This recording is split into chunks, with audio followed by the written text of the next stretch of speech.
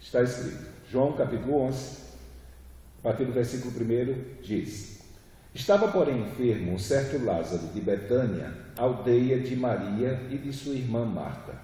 E Maria era aquela que tinha ungido o Senhor com unguento e lhe tinha enxugado os pés com seus cabelos, cujo irmão Lázaro estava enfermo. Mandaram-lhe, pois, suas irmãs dizer: Senhor, eis que está enfermo aquele a quem tu amas. E Jesus, ouvindo isso, disse: Essa enfermidade não é para a morte, mas para a glória de Deus, para que o Filho de Deus seja glorificado por ela. Ora, Jesus amava a Marta e a sua irmã e a Lázaro. Ouvindo, pois, que estava enfermo, ficou ainda 2 dias no lugar onde estava. Depois disso, disse aos seus discípulos: Vamos outra vez para a Judeia. Disseram-lhe os discípulos: Rabi, ainda agora os judeus procuravam apedrejar-te, e tornas para lá? Jesus respondeu: Não há 12 horas no dia? Se alguém andar de dia, não tropeça, porque vê a luz deste mundo. Mas se andar de noite, tropeça, porque nele não há luz. Assim falou, e depois disse-lhes: Lázaro, nosso amigo, dorme, mas eu vou despertá-lo do sono. Disseram, pois, os seus discípulos: Senhor, se dorme, estará salvo. Mas Jesus dizia isso da sua morte. Eles, porém, cuidavam que falava do repouso do sono. Então Jesus disse-lhes claramente: Lázaro está morto, e folgo por amor de vós que eu lá não estivesse, para que acrediteis, mas vamos ter com ele. Disse, pois, Tomé, chamado Dídimo, aos condiscípulos: Vamos nós também para morrermos com ele. Chegando, pois, Jesus achou que já havia 4 dias estava na sepultura. Ora, Betânia distava de Jerusalém quase 15 estádios, e muitos dos judeus tinham ido consolar a Marta e a Maria acerca do seu irmão. Ouvindo, pois, Marta que Jesus vinha, saiu-lhe ao encontro. Maria, porém, ficou assentada em casa. Disse, pois, Marta a Jesus: Senhor, se tu estivesses aqui, meu irmão não teria morrido. Mas também agora sei que tudo quando pedires a Deus, Deus tu concederá. Disse-lhe Jesus: Teu irmão há de ressuscitar. Disse-lhe Marta: Eu sei que há de ressuscitar na ressurreição do último dia. Disse-lhe Jesus: Eu sou a ressurreição e a vida. Quem crê em mim, ainda que esteja morto, viverá. E todo aquele que vive e crê em mim nunca morrerá. Crês tu isso? Disse-lhe ela: Sim, Senhor, creio que tu és o Cristo, o Filho de Deus que havia de vir ao mundo. E dito isto, partiu e chamou em segredo a Maria, sua irmã, dizendo: O mestre está cá e chama-te. Ela, ouvindo isso, levantou-se logo e foi ter com ele, pois Jesus ainda não tinha chegado à aldeia, mas estava no lugar onde Marta o encontrara. Vendo, pois, os judeus que estavam com ela em casa e a consolavam que Maria apressadamente se levantara e saíra, seguiram-na, dizendo: Vai ao sepulcro para chorar ali. Tendo, pois, Maria chegado onde Jesus estava e vendo, lançou-se aos seus pés, dizendo-lhe: Senhor, se tu estivesses aqui, meu irmão não teria morrido. Jesus, pois, quando a viu chorar, e também chorando os judeus que com ela vinham, moveu-se muito em espírito e perturbou-se, e disse: Onde o puseste? Disseram-lhe: Senhor, vem ver. Jesus chorou. Disseram-lhe, pois, os judeus: Vede como o amava. E alguns deles disseram: Não podia ele que abriu os olhos do cego fazer também com que este não morresse?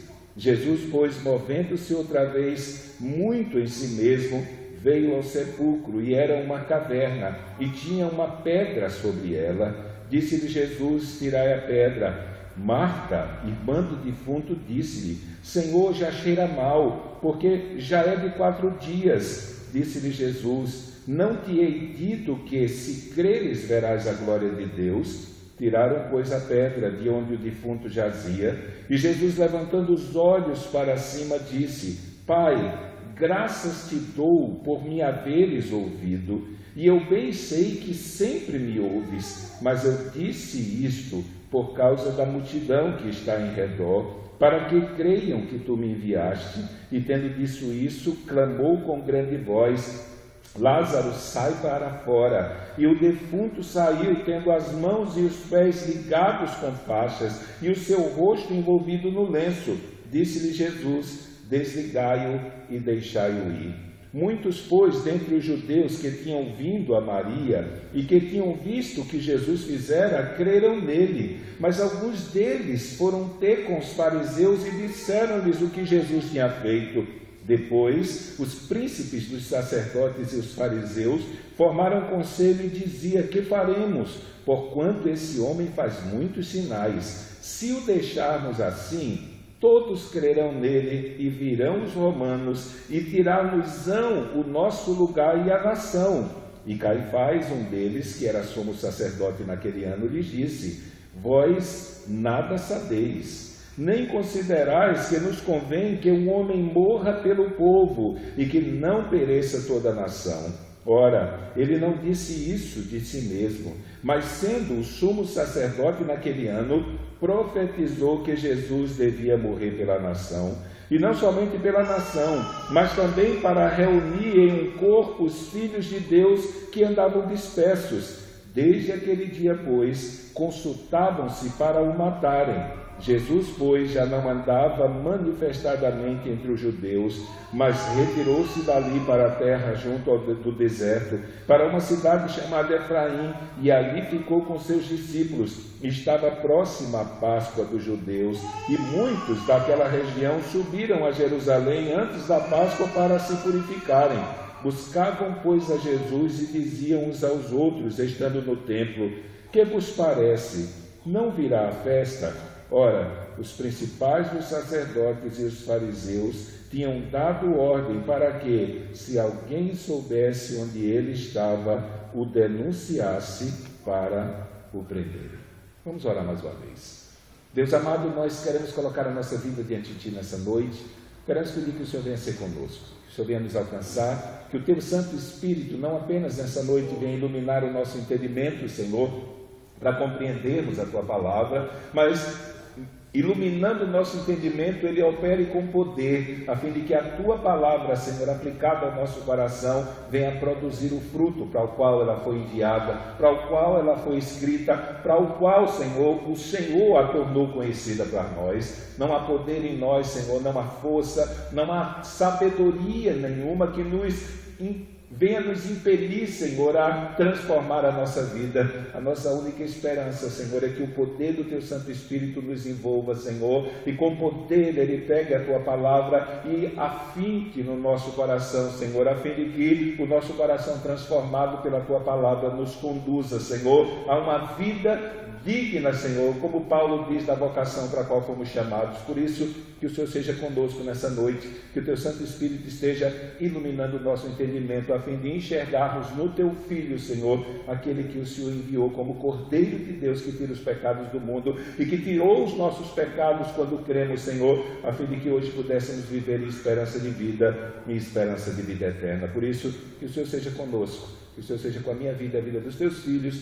Nós assim te pedimos e te pedimos em nome de Jesus. Amém.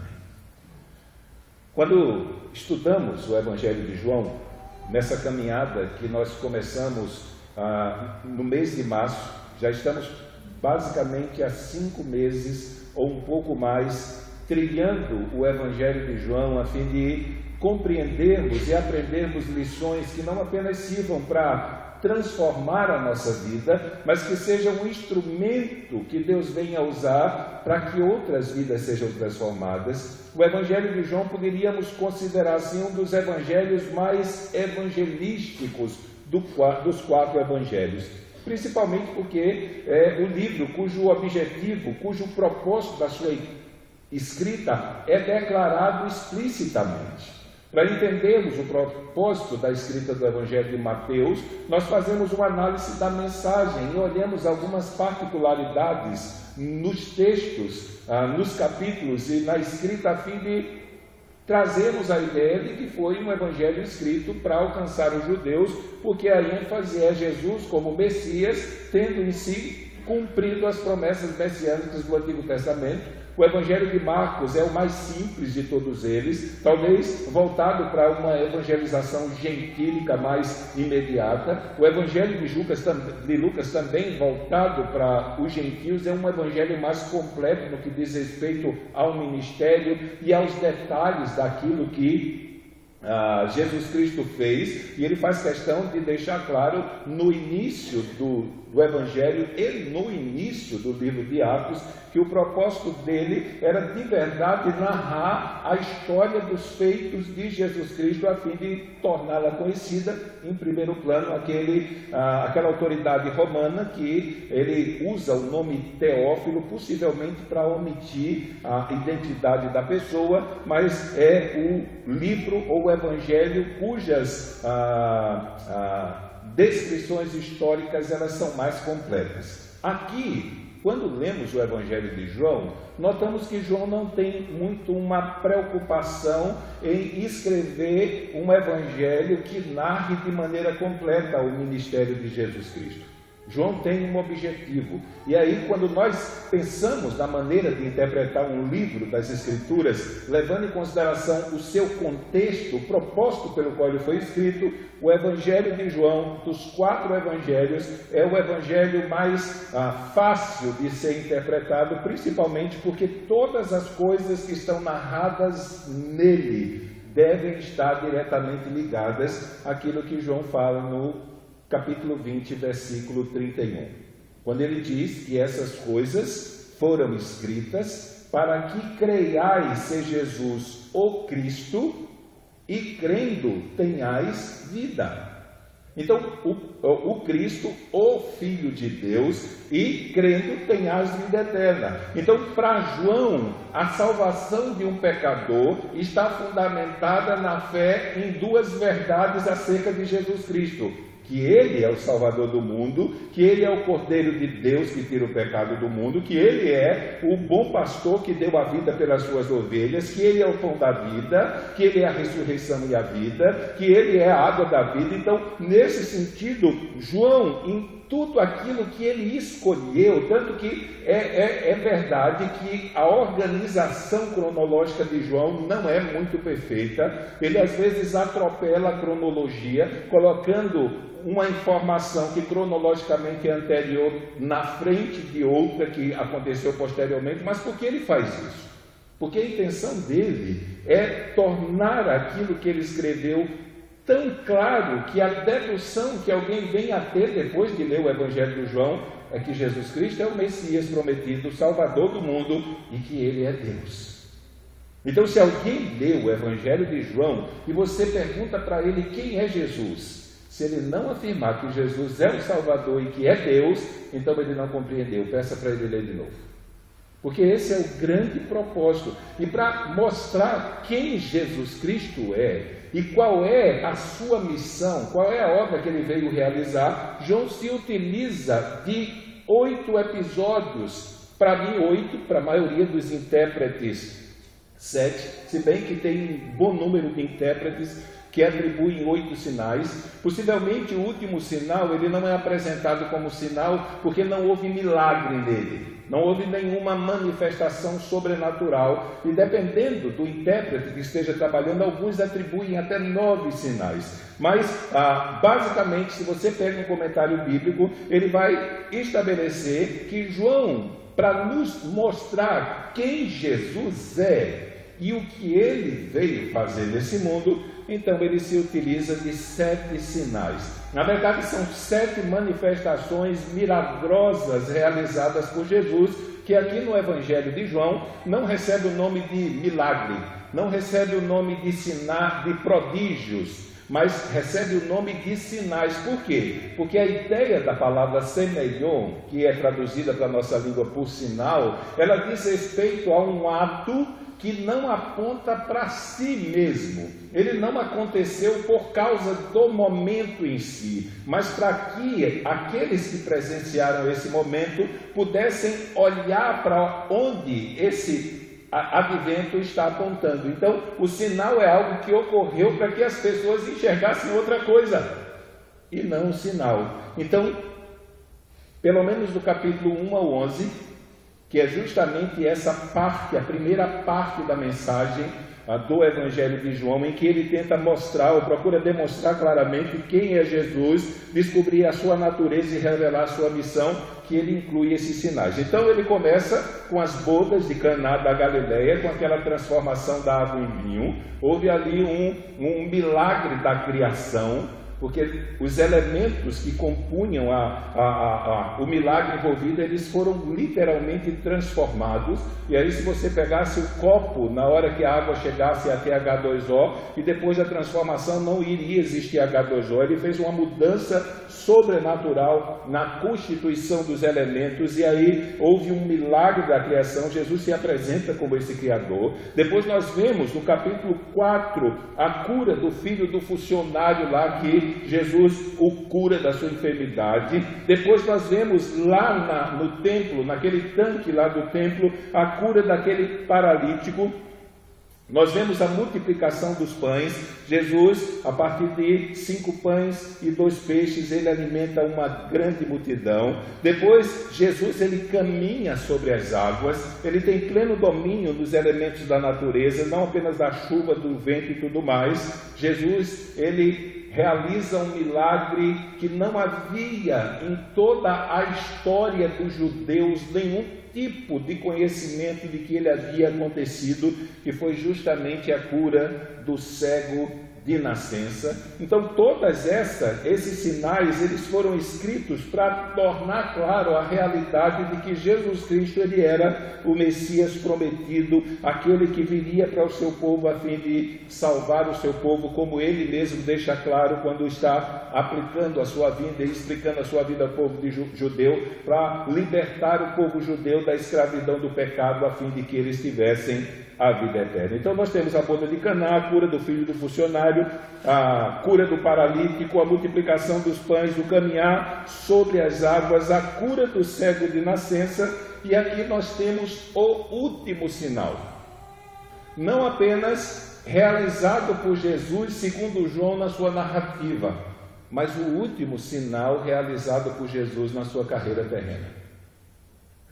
E esse sinal que nós vemos narrado aqui no Evangelho de João, no capítulo 11, ele tinha como propósito demonstrar a divindade do Filho de Deus, aplicando à vida dele aquilo que ele mesmo vai dizer, que é a partir dele que aqueles que estão mortos vão ressurgir. Então Jesus se apresenta no capítulo 11 como a ressurreição e a vida. Ele vai dizer que é a ressurreição e a vida. Então não importa se aquele que creu nele venha experimentar a morte física no curso da carreira que Deus o deu aqui. Para aquele que crê em Cristo, a morte não é o fim da jornada. A morte física não significa a ausência definitiva da parte material, sem que de alguma maneira se perdesse toda a possibilidade do ser humano de forma completa ser alvo da transformação salvadora, da libertação do pecado e da corrupção do pecado, que afetou não apenas a sua vida moral, não apenas a sua vida racional, não apenas a sua vida espiritual, mas sua vida física. Jesus vai dizer aquela frase célebre, ou aquele versículo célebre que normalmente nós encontramos naquelas flâmulas das funerárias, nos velórios por aí, que aquele que crê nele, ainda que morra, ele viverá. Então aqui nós temos uma das promessas mais maravilhosas para aqueles que têm fé em Jesus Cristo. Porque, via de regra, o escritor aos Hebreus vai falar sobre isso, que não existe nada nesse mundo que o diabo mais use, pelo menos na época em que foi escrito o livro de Hebreus, que o diabo use para atormentar a vida dos seres humanos do que o medo de morrer. E via de regra nós vivemos numa cultura em que as pessoas gostariam de viver eternamente aqui nesse mundo, com toda a corrupção, com todo o mal e com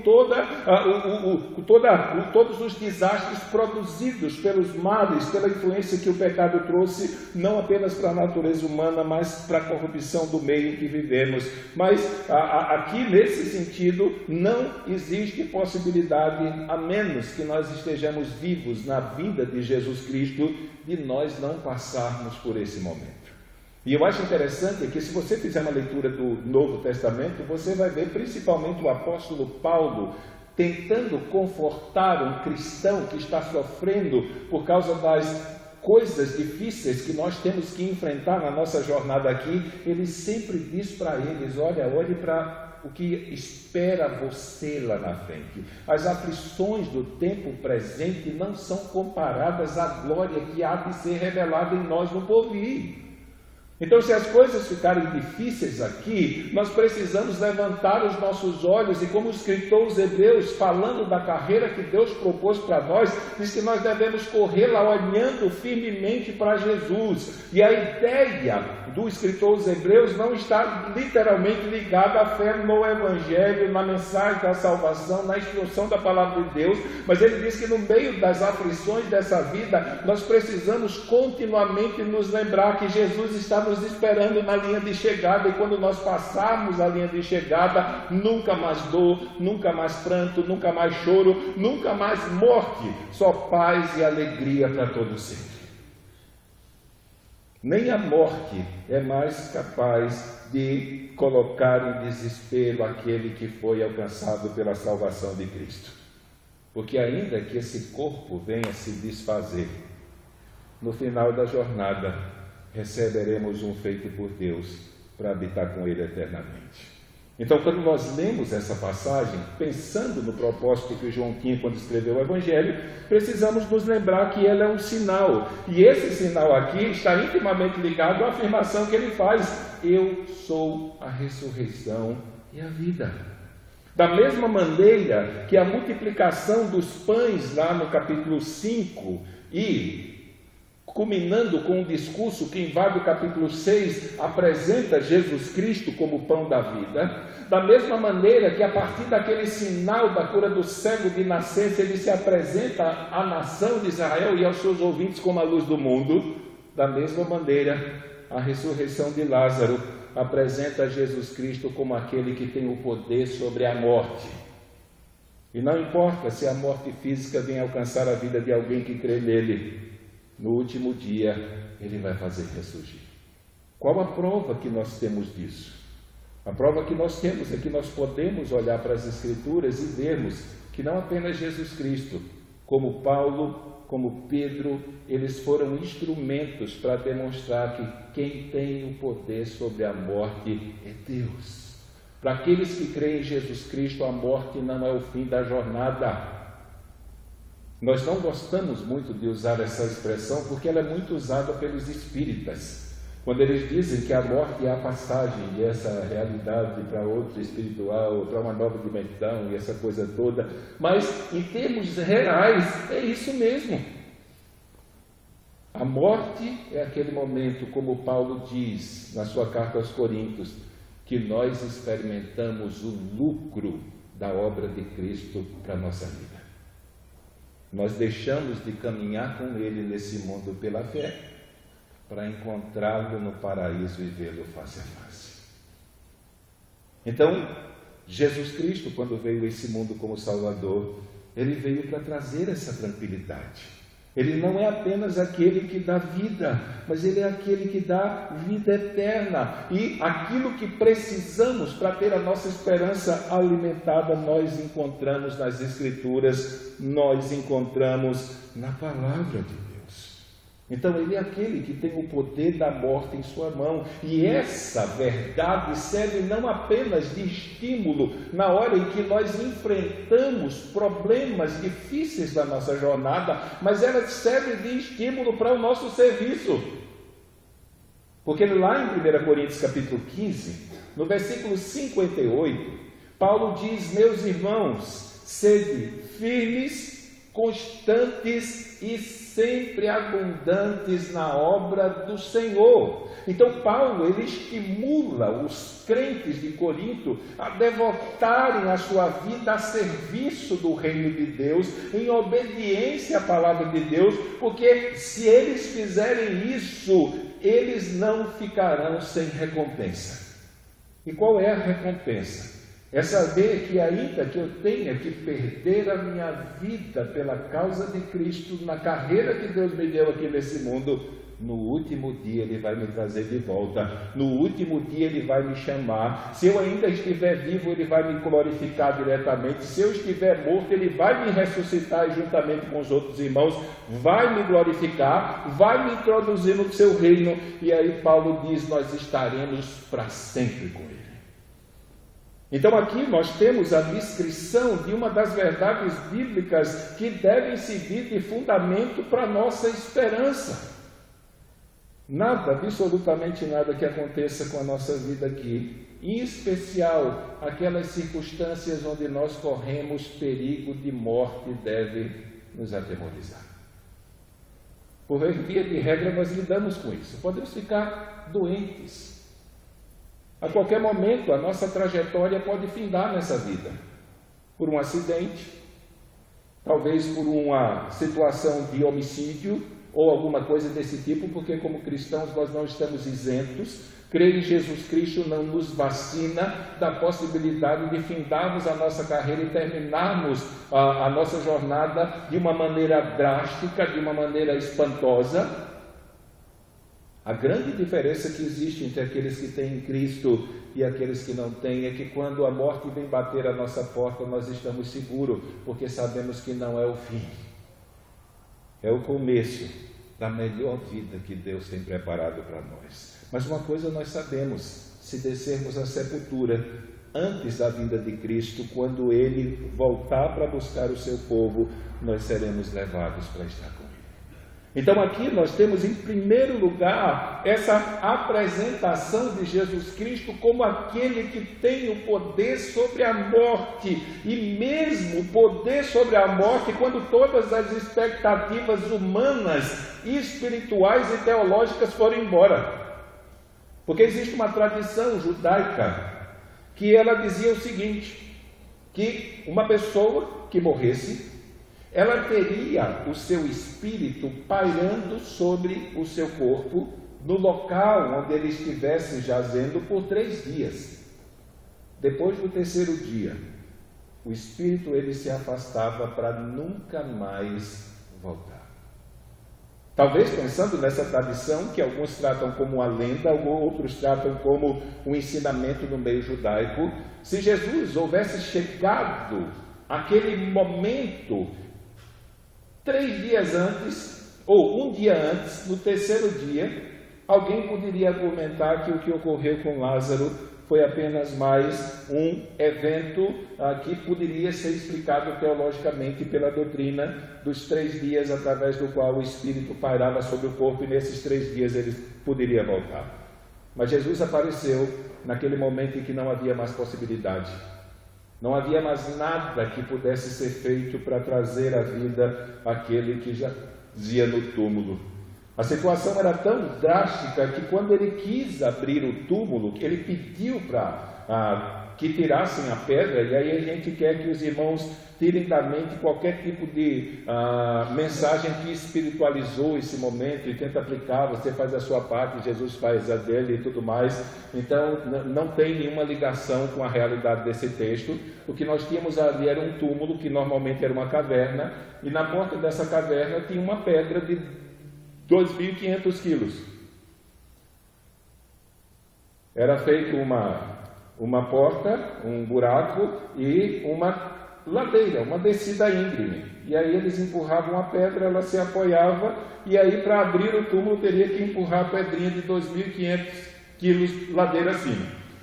Então, na verdade, Jesus Cristo pediu apenas que eles fizessem isso. E isso trouxe espanto. Por que motivo? Porque a própria irmã disse, olha, ele já deve estar cheirando mal. E isso era em consequência do serviço de embalsamento judaico. Não é? Enquanto no Egito eles embalsamavam uma pessoa para que o corpo durasse mais tempo sem se deteriorar, o embalsamento do judeu é para que ele apodrecesse mais rápido. Então, além dos 4 dias já haverem inspirado qualquer possibilidade de por um fator natural, o espírito voltar para o corpo, além disso, por força do embalsamento que havia sido feito, o corpo já deveria estar apodrecido. E Jesus, ele aqui, eu acho interessante, né, que nós não ligamos a afirmação para João 20:31, mas ligamos a afirmação para o próprio Jesus Cristo. Porque quando ele manda tirar a pedra, ele faz uma oração bem esquisita para Deus, né? Na verdade, ele não faz uma oração, ele faz um diálogo com o Pai e diz: olha, eu sei que o Senhor sempre me escuta, mas eu estou orando por causa deles, para que eles creiam que eu fui enviado por ti, e crendo eles tenham vida. Então, nesse sentido, aquilo que João escreveu em 20:31 foi dito por Jesus Cristo aqui de maneira clara. Eu estou fazendo isso apenas para confirmar a ele que o Senhor me enviou. E aí você vai levar em consideração todas as coisas que Jesus afirmou acerca dele mesmo, desde o 2º capítulo de João até agora. E levar em consideração tudo aquilo que João Batista falou acerca de Jesus Cristo no capítulo 1, começando quando Jesus chega no local do batismo dizendo: eis o Cordeiro de Deus que tira o pecado do mundo. Aquele que foi enviado por Deus para libertar os seres humanos da escravidão do pecado, da corrupção do pecado, da condenação do pecado, da culpa do pecado. Então, nesse sentido, aqui no capítulo 11, João culmina a descrição dos seus sinais, fazendo com que nós tenhamos conhecimento de um dos aspectos mais maravilhosos feito por Jesus no que diz respeito à sua intervenção terrena, mostrando para nós que nem a morte é capaz de nos separar mais do amor de Deus que está em Cristo Jesus, como disse o apóstolo Paulo. Por isso que eu digo para os irmãos, é muita segurança. Alguns anos atrás, nós estávamos ainda ministrando doutrina em Sombrio, e num determinado dia eu fui pregar sobre a doutrina da graça. E quando eu voltei de Sombrio, eu estava orando a Deus no carro, dizendo para Deus: Deus, é muita segurança para um pecador.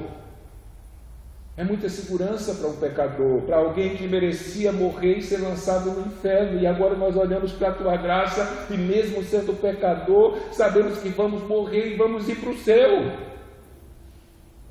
E eu chorava no carro, eu chorava porque eu dizia: Deus, é muito privilégio para pecadores como nós. Mas se Ele não tivesse feito isso, nós estaríamos perdidos. E a prova, ou se nós pudéssemos dizer, as evidências que nós precisamos para ter essa segurança, parte dela nós encontramos nesse Evangelho. Porque aqui nós temos um Jesus que se apresenta como aquele que de verdade foi enviado. Ele se apresenta como aquele que veio para, a partir da sua morte, as ovelhas que estão fora do aprisco, que pertencem a Deus, fossem trazidos para o seu redil. Ele se apresenta como aquele que veio solucionar o problema do pecado e libertar, falando diretamente para o povo judeu, eles da escravidão que eles se encontravam debaixo do pecado, a fim de que eles pudessem ser libertos e tivessem vida. Mas lá em João 3,16 é generalizado isso. Lá em João 3, a partir do 17, é generalizado. Não se aplica somente ao judeu, se aplica ao judeu, a gentio, se aplica à minha vida, à sua vida e à vida de todo aquele que crê. Se alguém está vivendo nesse mundo sem esperança, ele só consegue encontrar essa esperança não no lugar, não numa religião, mas numa pessoa. Lá no capítulo 6, a partir do verso 60, tivemos aquele episódio da multiplicação dos pães. E quando Jesus se levanta e diz para aquela multidão: olha, se vocês não comerem da minha carne e não beberem do meu sangue, vocês não podem me seguir. Vocês não podem ser meus discípulos. E aí aquela grande multidão foi embora. Jesus não fez nenhum esforço, nenhum apelo, não minimizou a mensagem, não mudou, não a tornou mais confortável. Ele simplesmente se volta para os 12 e diz: vocês querem me abandonar como eles me abandonaram? Pedro se levanta e diz: para quem iremos, Senhor? Só tu tens as palavras de vida eterna. Só tu tens as palavras de vida eterna. E aqui, cada vez que nós nos deparamos com um sinal apresentado por João, que diz claramente para nós que Ele é o Salvador do mundo, que Ele é o Messias enviado, que Ele é o Cordeiro de Deus, é aquele que tem o poder sobre a vida, é aquele que tem poder sobre a morte, de tal maneira que ainda que alguém que creia nele venha morrer fisicamente, Ele vai trazer de volta, vai ressuscitá-lo, vai glorificá-lo e vai levar para o seu reino. Então, cada vez que escutamos essa mensagem, nós estamos como os judeus, mais uma vez aqui, diante da necessidade de tomarmos uma decisão. Paulo, ele chama a decisão de não dizer sim para o Salvador e aceitar o que ele fez como obra de Deus para salvar o pecador, como atitude de desobediência. De pessoas que têm o seu coração endurecido pelo orgulho e que estão apenas acumulando ira para o dia da ira, a fim que no dia do juízo final eles venham receber o tormento merecido. Mas por outro lado, nós precisamos tomar uma decisão acerca de quem Jesus é. Porque quando descobrimos de verdade quem Ele é, aí sim, somos impulsionados a nos render. Somos impulsionados a fazer como a Tomé, que chamou Jesus Cristo de Deus meu. Ele teve os seus problemas de incredulidade. Ele teve os seus problemas de fraqueza nos 3 anos que andou com Jesus Cristo. Talvez isso foi curado quando Jesus apareceu para ele e disse: toca aqui nas minhas mãos, toca aqui do meu lado e você vai ver que sou eu mesmo. Depois daquele dia, Tomé não foi mais o mesmo. Nós temos uma igreja no mundo aberta da época de Jesus Cristo. Ela já tem cerca de 2.000 anos. Ela completou 1.900 e poucos anos agora. Ela é na Índia. O nome da igreja é a Igreja de São Tomé. A única igreja que existe no mundo que foi aberta na época dos apóstolos, ela foi formada por Tomé, foi fundada por ele. Mas aqui ela ainda está em crise, não é? Tomé era a Iana Hard dos discípulos, porque enquanto todo mundo era estimulado a vir, ele era aquele que só via as coisas ruins que poderiam acontecer, né? Então, quando Jesus disse: eu vou para a Judeia, e ele olha para os discípulos e diz: vamos, porque a gente vai morrer com ele também. Apesar de toda a exposição de Cristo, todas as declarações que ele tinha, Jesus não veio morrer em outra data, a não ser na próxima Páscoa, que viria cerca de 2 meses depois desse episódio. A partir do capítulo 12, nós vamos ver a trajetória dos últimos dias de Jesus. Por isso aqui se culmina esse sinal. E cada vez que nós pensamos nessas coisas, para nós que já decidimos, isso fortalece a nossa fé. Isso nos ajuda a ter argumento para com aqueles que tentam destruir a imagem de Jesus Cristo como Filho de Deus, como Salvador do mundo. Mas para aqueles que ainda não creram em Jesus Cristo, para aqueles que continuamente têm ouvido a mensagem do Evangelho e permanecem com seu coração endurecido, é a hora da decisão. Porque mais uma vez os judeus estão diante do vale da decisão. Cremos que ele é um enganador, um louco, alguém que está querendo ser visto como quem não é, ou cremos de verdade que ele é o Filho de Deus, que ele é o Salvador, que ele é o Cordeiro de Deus que tira o pecado do mundo, que ele é Deus vindo para salvar o seu povo. O texto diz aqui que muitos judeus, quando viram aquilo que ele fez, creram nele. Creram. Eles creram em Jesus Cristo como Messias e, como consequência disso, eles receberam aquilo que foi prometido para os que crerem. Eles receberam a vida eterna. Eles comprovaram que são ovelhas do rebanho de Deus, porque Jesus disse, lá no capítulo 10, que aqueles judeus que se opuseram a ele não eram ovelhas do rebanho de Deus. Esses que creram aqui provaram que eles são de Deus, porque Jesus Cristo disse que quem é de Deus ouve a palavra de Deus. Então, nesse sentido, se manifestou diante dos homens a parte do rebanho de Deus, por intermédio de quem Deus comprou para si através da morte do seu Filho. E esses virão a crer, são ovelhas dele. Ele disse: as minhas ovelhas ouvem a minha voz, eu as conheço e elas me seguem. Mas por outro lado, sempre que uma pessoa mantém o seu coração endurecido para Cristo, isso pode desencadear reações que podem tornar perigosa a nossa profissão de fé. E é nesse momento em que a nossa vida pode entrar em perigo por causa da nossa fé em Jesus Cristo, que a mensagem de João 11 cabe muito bem. Não importa, Renildo, que você venha morrer. Eu sou a ressurreição e a vida. Se eu não lhe ressuscitar de maneira miraculosa depois da sua morte aqui, eu vou ressuscitá-lo no último dia. Não importa, Israel, se você vir morrer no curso da sua história antes da minha vida. No último dia eu vou lhe chamar de volta. Na verdade, vai chamar o corpo de volta.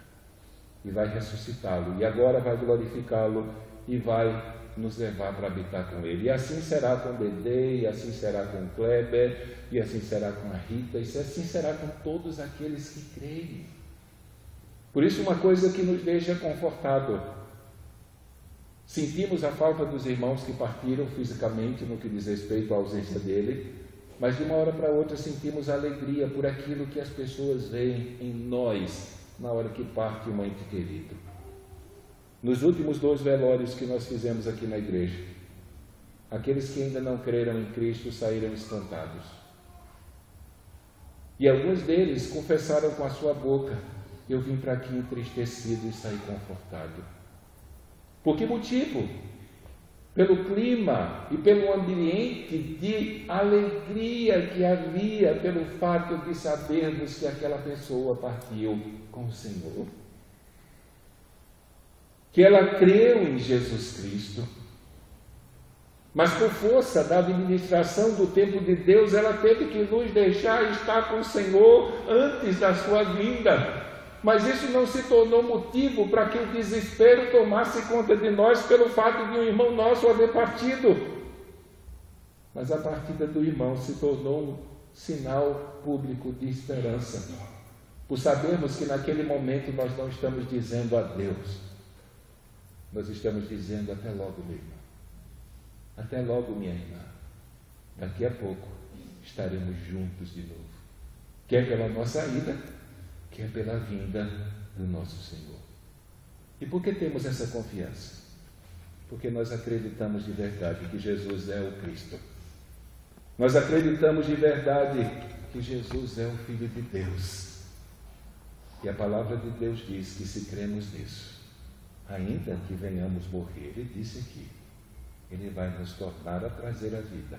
E agora, não para morrermos de novo, mas para estarmos com ele para todo sempre. Por isso, curva a sua cabeça e pense nisso. Nós não podemos dizer que não pregamos o Evangelho porque não sabemos o que pregar. A mensagem é essa. A mensagem é simples. E talvez você veio aqui nessa noite e você ainda tem essa dúvida no coração. Para onde eu vou quando eu partir dessa vida para o porvir? Eu quero dizer para você que Jesus veio a esse mundo para que você não precise se preocupar com isso.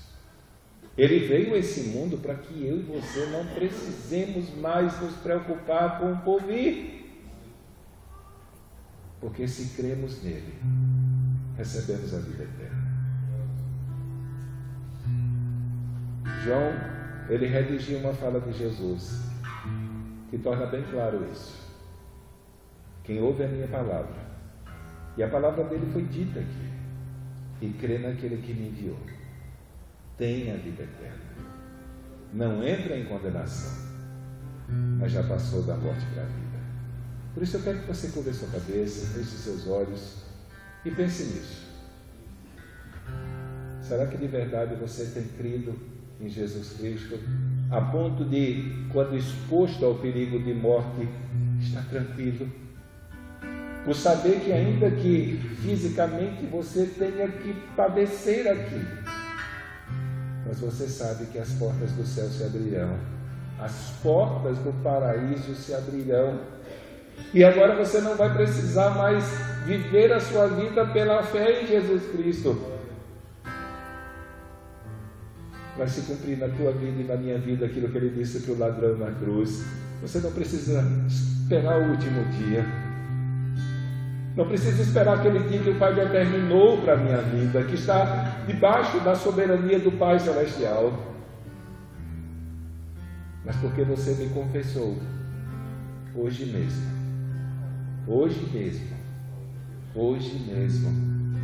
você estará comigo no paraíso. Hoje mesmo.